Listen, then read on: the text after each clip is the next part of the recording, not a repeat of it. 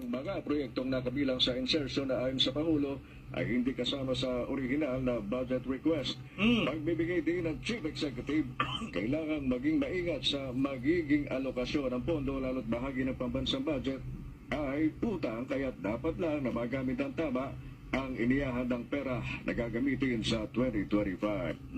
Narinig nyo, bubunistang tanganista? Ang ilang bahagi daw ng budget ay utang.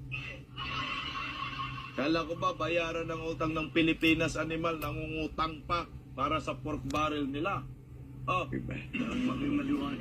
Hindi naman, it's not as if that we have, hindi naman tayo nagkaroon ng napakalaking budget napakalaking budget na savings. Hindi nga eh, kulang-kulang. Kaya kailangan maingat tayo kasi yung ginagastos dyan, hindi naman karamihan, pero meron dyan, utang yan.